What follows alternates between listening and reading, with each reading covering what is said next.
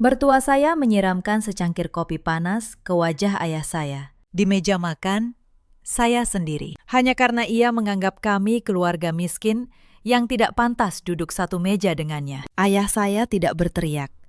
Ayah hanya menyeka wajahnya pelan, menatap perempuan itu, lalu berbisik satu kalimat. Bisnis Anda dan bisnis anak Anda akan saya hancurkan dalam 3 hari. Mereka tertawa. Mereka pikir ayah saya hanya penjaga gudang tua dari kampung. Mereka tidak tahu siapa lelaki berkemeja lusuh yang barusan mereka hina itu sebenarnya. Halo sahabat.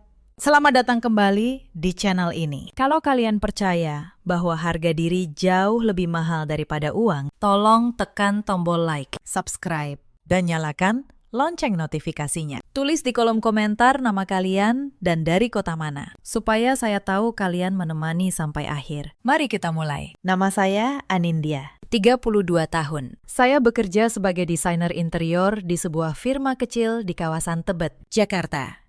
Sudah 5 tahun saya menikah dengan Bagas. Dan selama 5 tahun itu pula, saya menjadi sasaran tembak ibu mertua saya, Bu Ratna.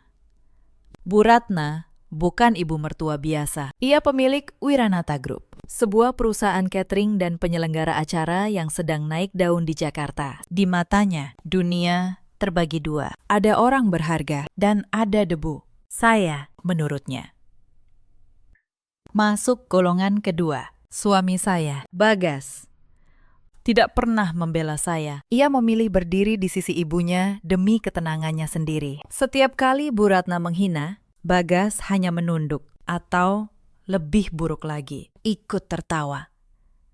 Lalu ada Damar, adik ipar saya, 28 tahun. Calon penerus Wiranata Group, pangeran kesayangan Bu Ratna. Damar punya kebiasaan merekam apapun yang menurutnya lucu dengan ponselnya, dan penghinaan terhadap saya, baginya, adalah hiburan paling lucu. Rumah yang saya dan Bagas tempati di Bintaro adalah rumah sewa sederhana, yang sahabat tidak tahu, dan yang Bagas pun tidak pernah tahu, adalah siapa yang membayar uang sewanya. Ayah saya, Bapak Hartono. Beliau membayarnya lunas setahun penuh, diam-diam, agar Bagas tidak merasa harga dirinya terluka. Saya tidak pernah menceritakan detail itu pada siapapun, karena di mata keluarga Bagas, kesederhanaan adalah sinonim dari kemiskinan, dan kemiskinan bagi mereka adalah dosa yang tak termaafkan. Sejujurnya, bahkan saya pun tidak sepenuhnya mengenal ayah saya. Sejak kecil, saya tumbuh di rumah sederhana di kampung bersama ibu yang kini sudah tiada. Ayah sering pergi berhari-hari, katanya,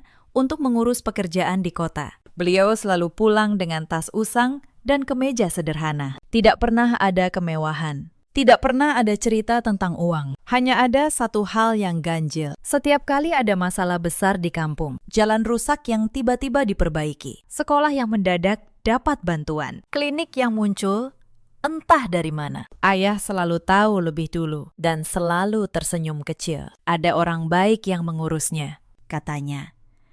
Saya kira beliau hanya warga biasa yang beruntung. Saya tidak pernah bertanya lebih jauh. Saya tidak tahu orang baik itu adalah ayah saya sendiri. Beliau membesarkan saya dengan satu prinsip yang diulangnya terus. Anindya, kalau kamu punya sesuatu, jangan tunjukkan untuk dipuji. Tunjukkan saat dibutuhkan. Orang yang harus pamer untuk dihormati sebenarnya tidak punya apa-apa. Saat itu saya pikir itu hanya nasihat orang kampung. Bertahun-tahun kemudian, saya baru tahu itu adalah filosofi seorang konglomerat yang memilih hidup di balik layar. Malam itu seharusnya menjadi titik balik, atau setidaknya malam gencatan senjata. Ayah saya datang jauh-jauh dari kampung halamannya di Jawa Tengah untuk makan malam bersama keluarga besar Bagas.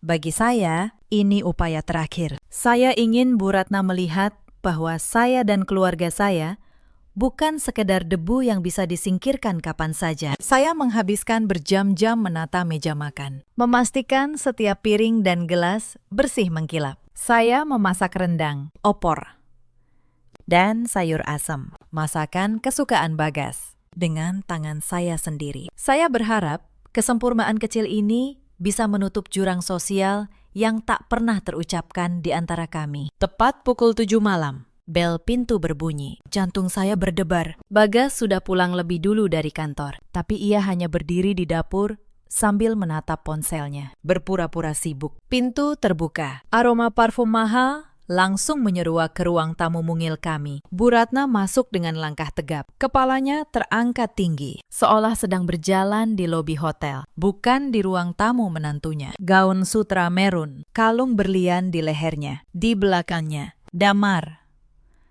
Jam tangan mahal, jas kasual merek terkenal, dan ponsel yang sudah siap di tangan. Jadi ini rumahnya, kata Bu Ratna. Matanya menyapu seluruh ruangan dengan jijik. Saya kira kamu bilang menyewa tempat yang layak, Anindya. Ini seperti gudang yang dicat ulang. Panas sekali. AC-nya berfungsi. Tidak. Saya memaksakan senyum. Selamat datang, Bu. Damar, mari masuk.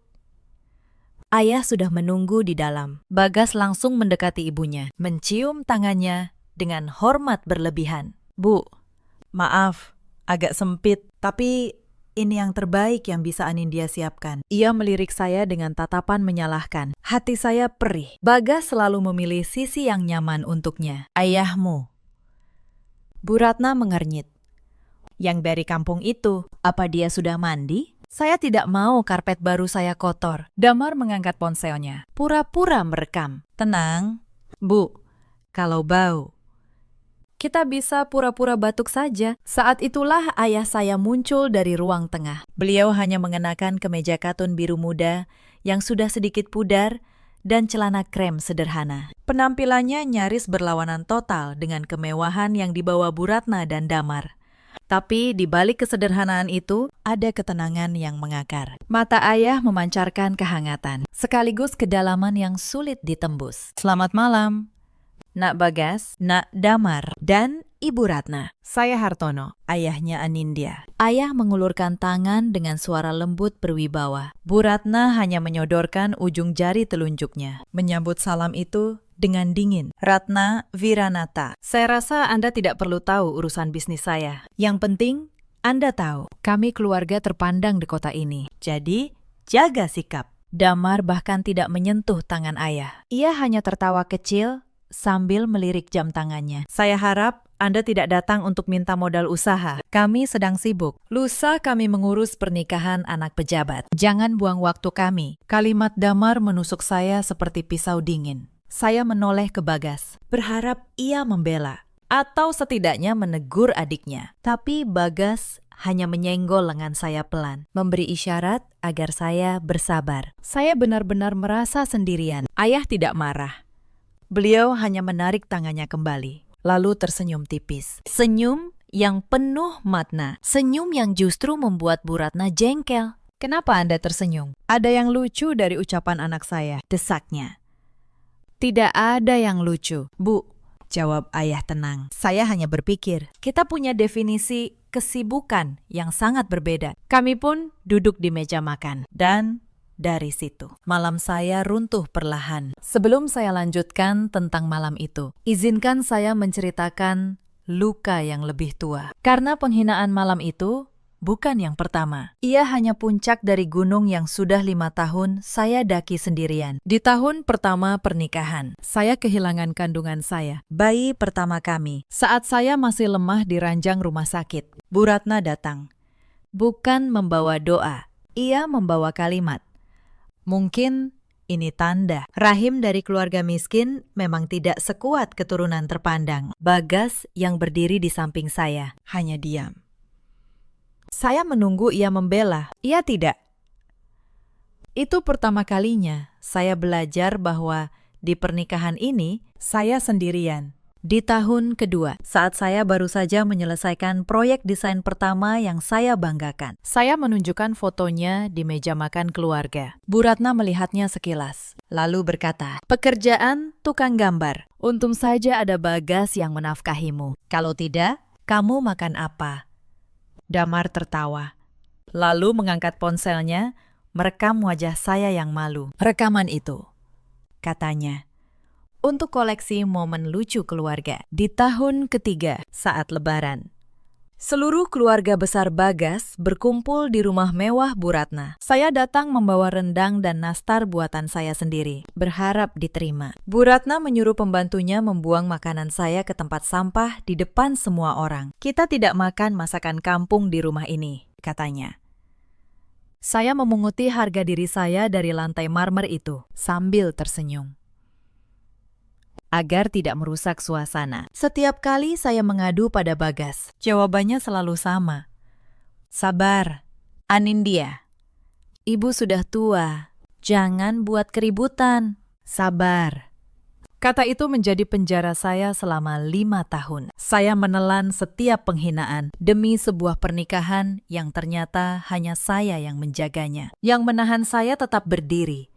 Selama itu, hanya satu orang, ayah saya. Setiap kali saya menelpon dengan suara serak. Beliau tidak pernah menyuruh saya bersabar. Beliau hanya berkata, Anindya, harga diri itu seperti tabungan. Jangan dihabiskan untuk orang yang tidak menyimpan apapun untukmu. Suatu hari, ayah akan menjemputmu pulang dengan kepala tegak. Saya kira itu hanya kata-kata penghibur seorang ayah. Saya tidak tahu beliau menyimpan kekuatan untuk benar-benar melakukannya. Itulah kenapa malam makan malam itu begitu berarti bagi saya. Saya ingin untuk sekali saja semua luka itu disembuhkan dengan satu penerimaan. Saya tidak tahu malam itu justru akan menjadi malam ketika semua topeng akhirnya jatuh. Bu Ratna mengeluhkan segalanya. Taplak meja yang menurutnya murahan, sendok garpu tanpa merek, sampai masakan rumahan yang saya siapkan dengan susah payah. Astaga, Anindya, kenapa tidak pesan catering dari tempat kami saja? Masakanmu ini terlalu sederhana. Sejak kapan Bagas makan makanan serendah ini?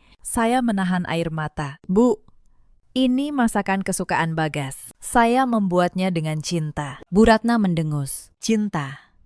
Cinta tidak bisa membayar tagihan. Cinta tidak bisa membeli aset. Lihat ayahmu. Sampai sekarang masih terlihat seperti kuli pasar. Jangan bicara soal cinta. Bicaralah soal aset dan koneksi. Damar dan Bu Ratna lalu sibuk memamerkan kekayaan. Investasi terbaru, acara besar yang mereka kelola. Betapa rendahnya orang yang hanya mengandalkan gaji bulanan. Bagas ikut menimpali, memuji setiap kalimat ibunya. Di sisi lain meja, ayah saya hanya mendengarkan, sesekali mengangguk. Beliau tidak menyombongkan apapun. Setiap kali Bu Ratna memojokkannya soal pekerjaan, ayah menjawab samar. Saya hanya mengurus beberapa hal. Bu, kebanyakan di balik layar. Jawaban itu malah membakar mereka. Di balik layar, Damar tertawa.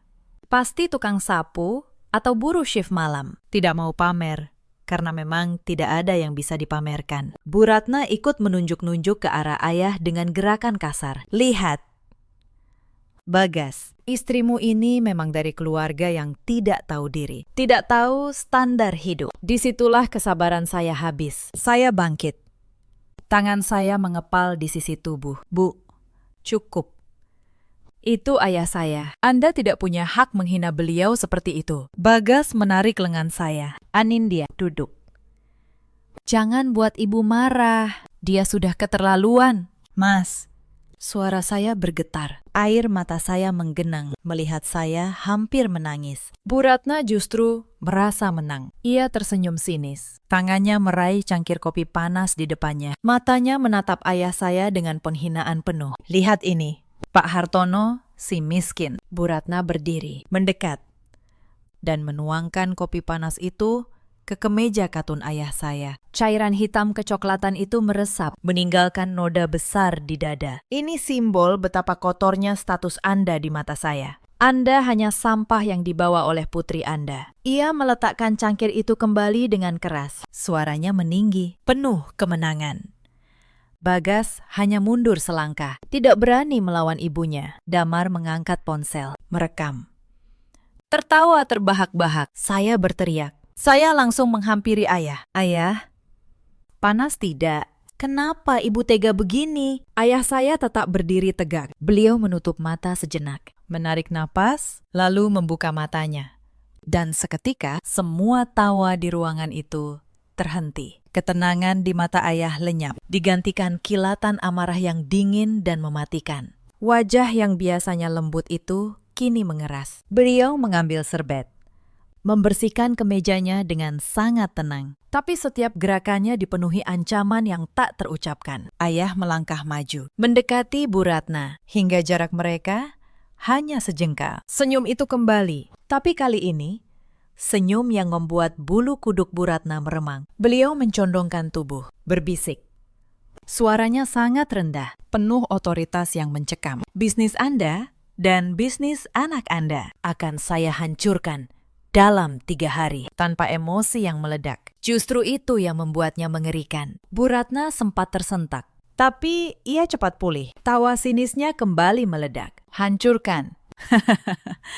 Anda pikir Anda siapa? Miliarder dari kampung. Anda tidak punya apa-apa selain kemeja butut yang baru saja saya siram. Bagas, Damar, dengar ini. Lelaki miskin ini mengancam kita. Ayo kita tertawakan. Damar dan Bagas pun ikut tertawa, menganggap ancaman ayah hanya gertakan pecundang yang harga dirinya terluka. Tawa mereka memenuhi ruang tamu yang terasa semakin sempit dan panas. Saya berdiri di antara tawa mereka dan wajah datar ayah saya. Air mata kemarahan membasahi pipi saya. Saya merasa hina, dan saya melihat ayah saya dihina habis-habisan di depan mata saya sendiri. Ayah, kita pulang sekarang, kata saya, menggandeng lengan beliau. Tunggu. Ada satu hal lagi sebelum kita pergi. Ayah menyentuh saku kemejanya yang basah, mengambil sesuatu, meletakkannya di atas meja. Sebuah kartu nama dengan desain minimalis. Hanya bertuliskan satu kata di tengah, Hartono.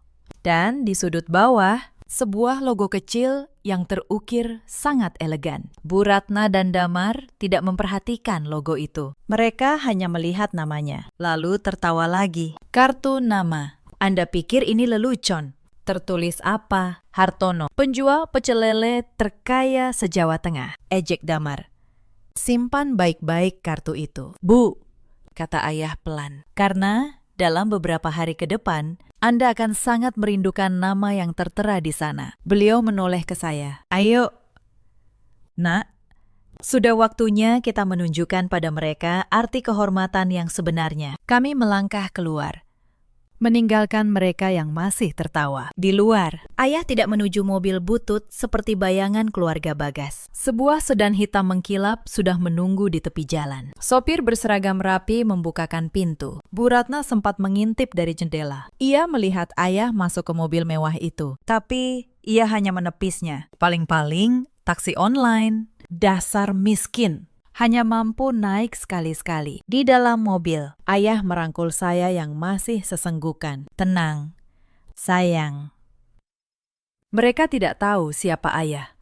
Mereka tidak tahu apa yang baru saja mereka sentuh. Ayah mengeluarkan ponsel, memutar sebuah nomor. Pak Surya, ini saya, Hartono. Jalankan rencananya. Sekarang. Suaranya berubah dingin dan tegas. Saya yang mendengarnya pun merinding. Saya ingin semua koneksi dan fasilitas yang terkait Wiranata Group dibekukan, ditarik, diputus total. Dan pastikan mereka tidak tahu siapa yang menekan tombolnya, sampai semuanya benar-benar hancur. Malam itu, di tengah tawa kemenangan mereka, Bu Ratna dan anak-anaknya tidak menyadari satu hal. Mereka baru saja menendang harimau yang sedang tidur. Mereka menghina bukan sekadar lelaki tua dari kampung. Mereka menghina pendiri Hastana Group, holding raksasa yang selama bertahun-tahun, tanpa mereka sadari, menjadi darah tak terlihat dalam bisnis keluarga Wiranata. Keesokan paginya, kedamaian di rumah mewah Bu Ratna terasa palsu. Beliau menyeruput kopi paginya dengan senyum puas. Masih membayangkan wajah terhina ayah saya semalam. Ia menceritakan ulang adegan penyiraman kopi itu pada Bagas dan Damar, membuat mereka tertawa. Seolah itu lelucon paling lucu di dunia. Lihat, Bagas.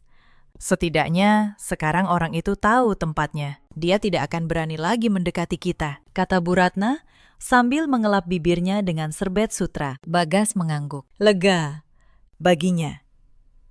Kenyamanan dan pengakuan ibunya adalah prioritas utama. Ia sama sekali tidak memikirkan perasaan saya atau kebenaran di balik ancaman dingin ayah. Sementara itu, di menara tertinggi kawasan SCBD, ayah saya duduk di kursi eksekutifnya. Di hadapannya, Pak Surya, pengacara kepercayaan, sekaligus tangan kanannya menelaah tumpukan dokumen. Ayah tidak terlihat seperti orang yang baru saja dihina. Aura kekuasaannya memenuhi seluruh ruangan. Apa Bapak yakin ini akan jadi guncangan besar bagi Wiranata Group? Kita penyokong utama mereka di 3 lini bisnis vital. Tanya Pak Surya hati-hati. Sangat yakin. Surya, jawab ayah.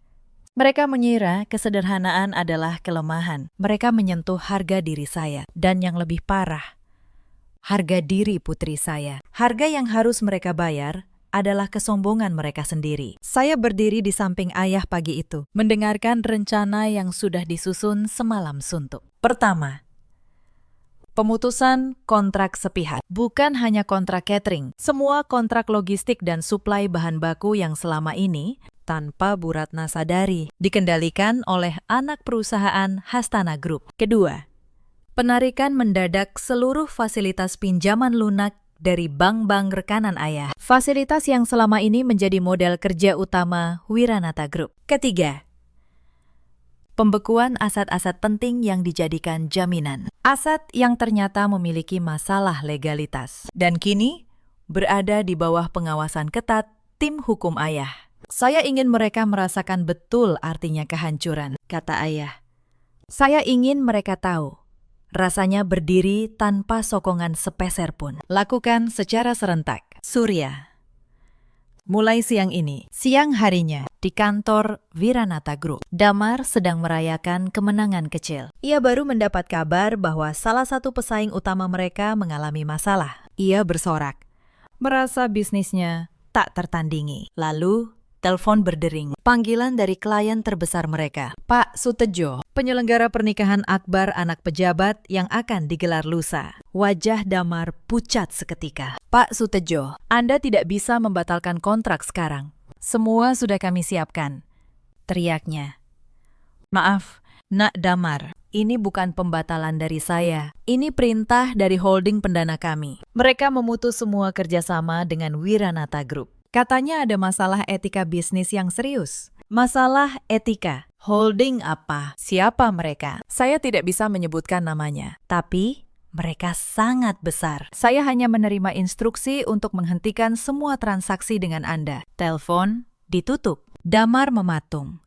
Ponselnya nyaris terlepas dari tangan. Kerugian dari satu pembatalan ini saja mencapai puluhan miliar. Belum termasuk denda. Belum sempat ia menenangkan diri, telepon kedua masuk dari supplier utama bahan baku. Maaf, Pak Damar, kami harus menahan semua pengiriman. Kami baru menerima instruksi dari perusahaan induk untuk menghentikan suplai ke klien yang riwayat kreditnya sedang dibekukan. Pendanaan. Kalian perusahaan raksasa. Ada apa? Maaf, Pakistan. Ini perintah dari atas. Saat itulah Damar mulai merasa janggal. Dua perusahaan raksasa membatalkan kerjasama secara bersamaan dalam satu siang. Perusahaan yang selama ini stabil, pikirannya melayang ke bisikan dingin ayah saya semalam. Tapi ia menertawakan dirinya sendiri. Mustahil. Orang miskin itu tidak mungkin punya kekuatan sebesar ini. Ini hanya kebetulan.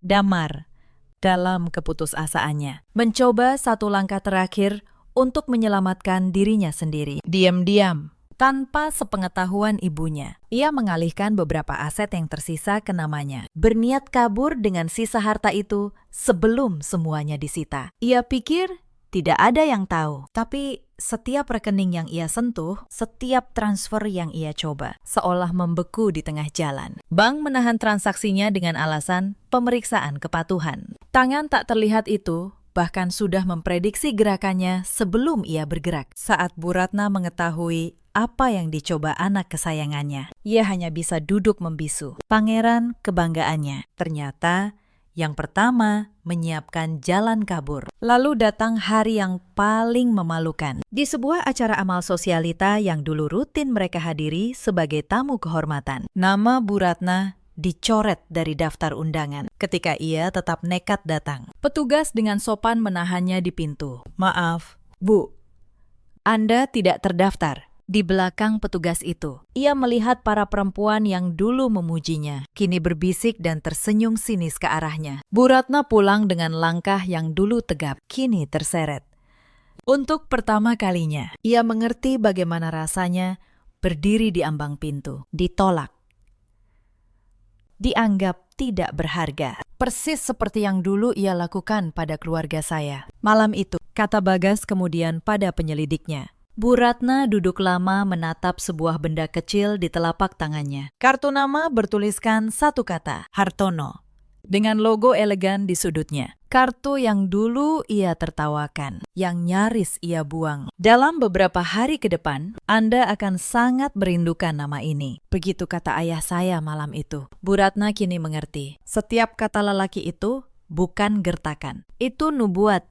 Bersamaan dengan kekacauan di kantor Damar, Bu Ratna mengalami kepanikan serupa. Pintu ruangannya digedor. Bu, ada surat dari Bank Sentosa dan Bank Makmur. Bu Ratna merobek amplop itu tergesa-gesa. Isinya membuatnya nyaris pingsan. Kedua bank yang selama ini memberi pinjaman lunak dengan bunga rendah serentak menuntut pelunasan seluruh utang dalam 2 kali 24 jam. Tidak mungkin, ini tidak masuk akal. Pinjaman kita masih berjalan baik, jeritnya. Mereka bilang, jaminan kita, tanah di pinggiran kota itu, ternyata tidak memenuhi standar kelayakan dan punya masalah kepemilikan. Mereka menuntut pelunasan segera atau properti utama kita disita, jelas karyawannya. Ketakutan. Bu Ratna tahu persis tanah itu, salah satu aset terbesar Wiranata Group. Selama ini, pinjaman lunak itu didapat berkat koneksi kuat yang diatur oleh seorang teman bisnis. Teman yang tidak pernah ia temui langsung, hanya melalui surat dan perantara. Perantara yang selalu meyakinkannya bahwa pinjaman ini aman. Ia menelepon Bagas yang sedang di kantornya sendiri, yang bergerak di bidang properti. Bagas, Ibu butuh uang sekarang. Bank menarik semua pinjaman. Bu, sebentar. Di sini juga sedang kacau. 3 proyek properti saya tiba-tiba kehilangan investor. Mereka menarik dana tanpa alasan jelas. Bu Ratna terdiam. Untuk pertama kalinya, ada rasa takut yang menjalar di dadanya. Dalam 3 hari, persis seperti yang dijanjikan ayah saya, kerajaan Wiranata mulai retak dari setiap sisi. Hari kedua, para vendor dan rekanan kecil mulai menarik diri. Berita masalah likuiditas Wiranata Group menyebar cepat di kalangan pebisnis. Tidak ada yang mau lagi berurusan dengan perusahaan yang sedang tenggelam. Kontrak demi kontrak dibatalkan. Karyawan mulai resah karena gaji terlambat. Hari ketiga, properti utama keluarga, rumah mewah, tempat Bu Ratna menyiram kopi pada ayah saya di hari berikutnya, masuk daftar sita bank. Surat peringatan ditempel di pagar. Tetangga berbisik. Damar dikejar para klien yang menuntut pengembalian uang muka. Mereka mulai menjual perhiasan, lalu mobil, lalu satu persatu aset yang dulu mereka banggakan. Tapi lubang utang itu terlalu dalam. Setiap kali mereka mencoba meminjam, setiap pintu bank tertutup rapat, seolah ada tangan tak terlihat yang menutupnya dari belakang. Suatu sore, Bu Ratna nekat mendatangi salah satu direktur bank yang dulu begitu menghormatinya. Lelaki itu kini menolak menemuinya. Lewat sekretarisnya, ia hanya menyampaikan satu pesan singkat. Maaf, Bu, instruksi dari Hastana Group sangat jelas. Kami tidak bisa membantu. Hastana Group, nama itu mulai sering muncul. Bu Ratna belum pernah mendengarnya. Ia menyuruh Damar mencari tahu siapa pemilik holding itu. Tapi setiap kali nama pemilik hampir terungkap. Jejaknya menghilang di balik lapisan perusahaan dan nomini. Sang pemilik benar-benar bekerja di balik layar. Tekanan yang menggunung itu mulai memecah keluarga dari dalam. Hal yang dulu mereka banggakan, kesetiaan satu sama lain, ternyata serapuh kaca. Damar mulai menyalahkan Bu Ratna. Kalau ibu tidak menyiram kopi malam itu, semua ini tidak akan terjadi. Teriaknya suatu malam. Bu Ratna balas membentak. Kamu yang menertawakannya paling keras. Kamu yang merekam. Jangan salahkan ibu sendirian. Mereka yang dulu kompak menghina saya di satu meja, kini saling melempar tuduhan di rumah yang lampunya mulai dipadamkan karena tagihan tak terbayar. Bagas berada di tengah, terjepit. Ia mencoba menjual mobil terakhirnya untuk membayar bunga utang ibunya. Tapi, saat ia tiba di tempat jual beli mobil, pembeli yang sudah sepakat tiba-tiba membatalkan. "Maaf, Mas, saya dengar mobil ini bagian dari aset yang sedang dalam sengketa. Saya tidak mau ambil risiko." Bagas pulang dengan tangan hampa. Dan untuk pertama kalinya dalam hidupnya, ia menangis di dalam mobil yang sebentar lagi bukan miliknya. Pembantu yang sudah belasan tahun bekerja di rumah Bu Ratna pun pamit. "Bukan karena gajinya telat. Saya bukan pergi karena uang, Bu," kata perempuan tua itu pelan. "Saya pergi karena saya tidak tahan melihat rumah ini. Dulu saya kira ini rumah orang besar. Ternyata yang besar cuma suaranya." Lalu ia membungkuk hormat dan pergi. Bu Ratna duduk sendirian di ruang tamu yang dulu dipenuhi tamu dan pujian. Kini hanya berisi gema langkahnya sendiri. Saya mendengar semua itu dari kejauhan, bukan dari ayah, yang tidak pernah menceritakan detail balas dendamnya pada saya, tapi dari kabar yang menyebar di kalangan pebisnis. Anehnya, saya tidak merasa puas. Saya hanya merasa lega. Seperti orang yang akhirnya menurunkan beban berat dari punggungnya setelah 5 tahun memikulnya. Sementara dunia, mereka runtuh. Dunia saya justru menemukan titik tenangnya. Saya pindah sementara ke apartemen ayah di Kuningan. Untuk pertama kalinya dalam 5 tahun. Saya tidur tanpa rasa takut akan kalimat menghina di pagi hari. Bagas mulai meneror saya dengan pesan. Awalnya marah. "Apa yang dilakukan ayahmu? Suruh dia hentikan." Lalu berubah panik. "Anindya, tolong. Ibu sakit, kita bisa kehilangan segalanya." Lalu memelas. "Kembalilah, kita selesaikan ini bersama." Saya membaca semua pesan itu, tapi saya tidak lagi merasa apa-apa. 5 tahun saya menunggu satu pembelaan darinya. Satu kali saja. Yang saya dapat hanya senggolan di lengan dan isyarat agar diam. Pada hari kelima, saya mengirim satu pesan balasan, hanya satu. "Mas masih ingat malam itu, saat ibumu menyiram kopi ke ayahku. Kamu mundur selangkah. Hari ini, aku juga mundur. Selamanya." Lalu, saya memblokir nomornya. Bagas, dalam keputusasaannya, mulai menyelidiki sendiri. Bukan untuk membela saya, tapi untuk mencari tahu siapa yang menghancurkan keluarganya. Ia menyewa seorang penyelidik, mengikuti jejak Hastana Group, dan benang merah itu satu persatu mengarah ke satu titik yang tak pernah ia duga. Mertuanya sendiri, Bapak Hartono. Ketika penyelidik itu meletakkan sebuah map di meja Bagas, isinya membuat tangannya gemetar. Foto ayah saya keluar dari menara kantor pusat Hastana Group lewat lift khusus direksi. Daftar perusahaan yang dimiliki holding itu. 3 diantaranya adalah pemasok dan pendana utama Wiranata Group selama bertahun-tahun. Tapi yang paling membuat Bagas membeku adalah satu lembar dokumen di dasar map. Sebuah perjanjian pendanaan lama, tertanggal 7 tahun lalu, sebelum ia bahkan mengenal saya. Di dokumen itu, hitam di atas putih, tertulis jelas bahwa modal awal yang membuat Wiranata Group bisa berkembang besar. Modal yang dulu dibanggakan ibunya sebagai hasil kerja keras keluarga sebenarnya berasal dari sebuah dana ventura. Dan dana ventura itu lewat berlapis nomini dimiliki oleh Hastana Group, oleh ayah saya. Artinya, sejak awal, kerajaan yang dipakai Bu Ratna untuk menghina keluarga saya dibangun di atas uang ayah saya sendiri selama bertahun-tahun. Mereka memamerkan kekayaan yang akarnya tertanam pada tangan lelaki yang mereka siram dengan kopi panas. Bagas membawa map itu ke ibunya, gemetar. "Bu, lelaki yang ibu siram kopinya, dia pemilik semua ini." Bu Ratna merebut map itu, membaca, wajahnya memutih, cangkir di tangannya jatuh. Pecah berkeping di lantai marmer rumah yang tinggal beberapa hari lagi akan disita. "Tidak mungkin," bisiknya. Dia hanya pakai kemeja butut, kesederhanaan." "Bu," kata Bagas pelan. Untuk pertama kalinya menyadari sesuatu. Itu bukan kemiskinan, itu kekuatan yang tidak perlu pamer. Damar yang biasanya banyak bicara, kini bisu.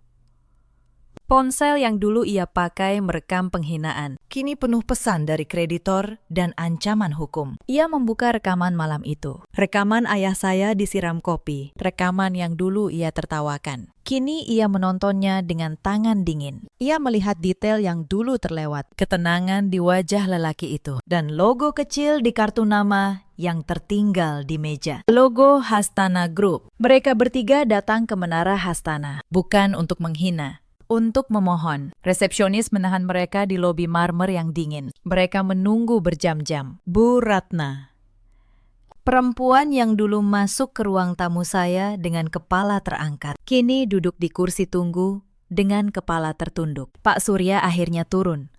Bapak Hartono tidak menerima tamu tanpa janji, apalagi tamu yang menyiramkan kopi ke wajah beliau. Tolong, suara Bu Ratna pecah. Kami akan kehilangan segalanya. Rumah, perusahaan, semuanya. Itu, kata Pak Surya tenang, adalah harga yang Anda tetapkan sendiri. Beliau hanya membayar tagihannya. Mereka pulang dengan tangan kosong. Hari itu, surat sita resmi ditempel di pagar rumah mewah Wiranata. Damar kehilangan apartemennya. Bagas kehilangan kantor propertinya. Dalam hitungan hari, keluarga yang dulu mengukur manusia dari aset dan koneksi tidak punya keduanya lagi. Malam itu, di apartemen ayah, saya bertanya satu hal yang mengganjal hati saya. Ayah, kenapa ayah tidak hancurkan mereka sampai habis? Ayah punya kekuatan untuk membuat mereka tidak pernah bangkit lagi. Ayah menatap saya lama, lalu menjawab pelan. Anindya, balas dendam yang membabi buta hanya membuat kita sama rendahnya dengan mereka. Ayah tidak ingin menjadi seperti Bu Ratna. Ayah hanya mau merobohkan satu hal. Kesombongan bukan jiwa mereka. Tapi mereka menyiram ayah dengan kopi panas, kata saya. Suara saya bergetar. Iya, jawab ayah. Tersenyum tipis. Dan kopi itu akan dingin dalam semenit. Tapi pelajaran yang mereka terima, ayah harap akan hangat seumur hidup. Keadilan yang baik bukan yang menghancurkan, Nak, tapi yang menyadarkan. Saya terdiam. Saat itu, saya mengerti. Kekuatan ayah saya yang sesungguhnya bukan pada hartanya, tapi pada kemampuannya menahan diri dari menggunakan seluruh kekuatan itu. Tapi di antara reruntuhan itu, sifat lama mereka belum sepenuhnya mati. Dan justru disitulah karma bekerja paling teliti. Damar yang masih menolak percaya mencoba satu langkah nekat. Ia menghubungi seorang wartawan yang dulu sering ia traktir, meminta dibuatkan berita bahwa Wiranata Group dijatuhkan oleh pesaing curang. Ia ingin membalikan opini publik. Tapi pagi setelah ia mengirim pesan itu, wartawan tersebut menelpon balik dengan suara dingin. Maaf, Damar. Media tempat saya bekerja baru saja diakuisisi grup investor baru. Atasan saya melarang keras memuat apapun soal Wiranata. Saya tidak tahu kenapa. Damar menutup telepon dengan tangan gemetar. Tangan tak terlihat itu bahkan sudah lebih dulu sampai ke ruang redaksi. Bu Ratna mencoba caranya sendiri. Ia mendatangi para sahabat sosialita yang dulu rajin memuji gaun dan perhiasannya. Ia ingin meminjam uang untuk menambal sebagian utang. Tapi satu persatu, mereka menghindar. Yang dulu mengantre untuk berfoto dengannya, kini tidak mengangkat teleponnya. Salah satu dari mereka, dengan nada manis yang menyakitkan, berkata, Ratna, sayang, kamu tahu kan, di dunia ini, orang hanya dekat selama kamu berguna. Kalimat yang sama yang dulu Bu Ratna ucapkan tentang saya, kini dipantulkan kembali ke wajahnya. Lalu datang pukulan yang paling menyakitkan bagi Bu Ratna. Pesta pernikahan anak pejabat yang gagal itu, yang dulu menjadi kebanggaan Damar, akhirnya diambil alih oleh perusahaan catering pesaing. Dan saat acara digelar, foto-fotonya tersebar di mana-mana. Megah, sempurna. Dipuji semua orang. Bu Ratna melihatnya di ponsel, di kursi rumah yang tinggal seminggu lagi disita. Ia menyadari dunia berputar terus tanpa mereka. Tidak ada yang merindukan kesombongan yang hilang. Bagas, di tengah semua itu. Datang menemui saya satu kali, bukan lewat pesan kali ini. Ia menunggu di depan studio kecil tempat saya mulai bekerja. Wajahnya kuyu. "Anindya," katanya. "Aku tahu aku tidak punya hak, tapi tolong bicara pada ayahmu. Ibu sakit, tekanan darahnya naik terus." Saya menatapnya lama. Lalu saya bertanya satu hal. "Mas, 5 tahun aku jadi istrimu. Berapa kali kamu membelaku saat ibumu menghina aku?" Bagas terdiam. Ia tidak bisa menjawab. Karena jawabannya adalah no. "Ibumu sakit karena kehilangan harta," kata saya pelan. "Aku dulu sakit karena kehilangan harga diri setiap hari. Selama 5 tahun. Dan tidak sekalipun kamu menanyakan kabar lukaku. Pulanglah, Mas, urus ibumu. Itu memang tugasmu. Tapi, jangan jadikan aku jembatan." Saya menutup pintu. Untuk pertama kalinya, saya tidak menangis setelah berhadapan dengan keluarga itu. Karma tidak selalu datang sebagai petir. Kadang ia datang pelan, seperti air yang menggerus batu. Dalam beberapa minggu, Wiranata Group resmi dinyatakan pailit di pengadilan. Aset dilelang. Nama besar yang dulu dipakai untuk menghina keluarga saya kini hanya tinggal arsip di koran ekonomi. Hitam di atas putih. Sebuah perusahaan yang dibangun di atas kesombongan, runtuh oleh kesombongan itu sendiri. 6 bulan berlalu. Saya tidak lagi tinggal di apartemen ayah. Saya menyewa studio kecil sendiri, dari uang saya sendiri. Saya menolak setiap tawaran ayah untuk menanggung hidup saya. "Ayah sudah membela harga diri kita," kata saya padanya. "Sekarang giliran saya berdiri di kaki sendiri. Karier saya menanjak." Sebuah proyek desain interior yang saya kerjakan memenangkan penghargaan kecil. Klien mulai berdatangan. Saya tidak lagi desainer di firma kecil. Saya membuka studio saya sendiri. Untuk pertama kalinya, saya merasa utuh. Surat cerai sudah final 3 bulan lalu. Bagas tidak melawan. Mungkin ia tahu tidak ada lagi yang bisa ia tawarkan. Lalu, pada suatu pagi, ayah memanggil saya ke kantornya. Mereka mengirim surat, katanya. Menyerahkan amplop.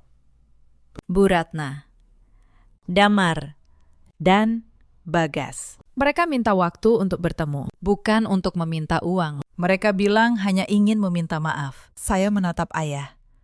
Ayah percaya. Ayah tidak tahu, jawabnya. Tapi ada satu cara untuk membuktikannya. Ayah ternyata sudah lama menyiapkan sesuatu, bukan hanya kehancuran, tapi juga sebuah pintu. Selama 6 bulan, diam-diam. Ayah memantau mereka, bukan dengan dendam, tapi dengan pertanyaan. Apakah orang seperti ini bisa berubah kalau semua topengnya dilepas? Ia menyebar sebuah ujian. Lewat perantara, ayah menempatkan sebuah flash drive kecil di tangan Bagas. Isinya satu file, sebuah surat penawaran, bukan tawaran uang. Tawaran pekerjaan rendahan dengan gaji kecil di sebuah yayasan sosial. Tidak ada nama Hartono di sana. Tidak ada petunjuk bahwa itu darinya. Pintu ujian itu sederhana. Kalau mereka mencari kekayaan, mereka akan mengabaikannya. Kalau mereka mencari kehormatan, mereka akan datang. Mereka datang hari itu. Bu Ratna, Bagas, dan Damar berdiri kembali di lobi marmer Hastana Group. Tapi mereka berbeda. Tidak ada gaun sutra. Tidak ada jam tangan mahal. Mereka mengenakan pakaian terbaik yang masih mereka miliki. Bersih, disetrika rapi. Tetap sederhana. Di mata resepsionis, mungkin mereka tidak berarti. Tapi di mata mereka sendiri, mereka datang membawa sesuatu yang baru. Harga diri yang berbeda jenisnya. Pak Surya sendiri yang menjemput mereka. Selamat datang kembali. Bapak Hartono sudah menunggu. Mereka dibawa ke ruangan di lantai teratas. Ruangan yang sama. Tempat 6 bulan lalu mereka menandatangani surat kehancuran. Di sana hanya ada ayah saya dan Pak Surya. Saya menunggu di balik pintu. Tidak ikut masuk. Tanpa diminta, mereka bertiga berlutut. Kali ini, lutut mereka menyentuh lantai bukan karena ketakutan, tapi karena rasa hormat. Bapak Hartono, Bagas memulai. Suaranya mantap. Tidak panik seperti dulu. Kami datang bukan untuk meminta kembali harta. Kami datang untuk berterima kasih. Terima kasih karena telah menghancurkan kami. Kami baru sadar, kekayaan kami dulu hanyalah topeng yang menutupi kesombongan kami. Bu Ratna menundukkan kepala. Perempuan yang dulu menyiram kopi panas itu kini bicara dengan suara bergetar. Saya sudah berhenti dari Wiranata. 6 bulan ini saya bekerja di dapur sebuah panti asuhan. Saya belajar menyajikan makanan untuk orang yang tidak punya apa-apa. Makanan sederhana, seperti yang dulu dimasak menantu saya. Yang dulu saya hina. Ia mengangkat wajahnya dan air matanya jatuh. Ampuni saya, Pakistan, atas setiap tawa saya, atas kopi itu. Damar menyambung, saya menerima surat penawaran Bapak. Kami akan menandatanganinya. Kami hanya ingin menjadi orang yang lebih baik. Ayah saya memandang mereka lama, lalu perlahan senyumnya kembali. Bukan senyum dingin penuh ancaman seperti malam itu. Senyum yang hangat. Berdirilah, kata ayah. Flash drive yang nak Bagas temukan, itu ujian terakhir saya. Dan kalian melewatinya. Kalian datang bukan untuk uang. Kalian datang untuk kehormatan. Ayah mengulurkan tangan. Tangan yang sama yang dulu hanya disambut ujung jari oleh Bu Ratna. Kali ini, ketiganya menjabat tangan itu dengan kedua tangan mereka. Penuh hormat. Surat penawaran itu masih berlaku. Lanjut ayah. Kalian akan bekerja di yayasan yang saya dirikan. Yayasan Kasih Sederhana. Melayani orang-orang yang dulu kalian sebut debu. Ini bukan hukuman, ini kesempatan penebusan. Lalu, pintu ruangan terbuka. Saya melangkah masuk, mengenakan pakaian kantor saya sendiri, membawa map laporan proyek studio saya. Ayah, presentasi proyek hotel butik itu sudah siap, kata saya. Tanpa melihat ke arah mantan keluarga suami saya. Saya menoleh sebentar ke mereka. Saya tidak menunjukkan kebencian, tapi juga tidak kehangatan. Saya menatap mereka seperti menatap orang asing. Anindya, Bagas bicara. Matanya penuh penyesalan. Selamat atas studio barumu. Terima kasih. Potong saya. Suara saya profesional. Ayah sudah memberi kalian kesempatan yang pantas. Gunakan dengan baik. Lalu saya melangkah pergi. Tanpa menoleh lagi, setahun setelah hari itu, hidup kami berjalan di rel yang baru. Bu Ratna kini benar-benar bekerja di dapur Yayasan Kasih Sederhana. Setiap pagi ia memasak untuk anak-anak panti. Tangan yang dulu menuangkan kopi panas ke wajah ayah saya, kini menyendokkan bubur hangat ke mangkuk anak-anak yatim. Orang-orang yang mengenalnya dulu tidak akan percaya. Tapi ada ketenangan di wajahnya sekarang yang tidak pernah ada saat ia masih kaya. Damar mengelola logistik yayasan. Keahliannya yang dulu dipakai untuk acara mewah, kini dipakai mengatur distribusi bantuan ke daerah terpencil. Ponsel yang dulu penuh rekaman penghinaan, kini penuh foto bantuan yang sampai ke tangan yang membutuhkan. Bagas menjadi manajer operasional yayasan. Jujur,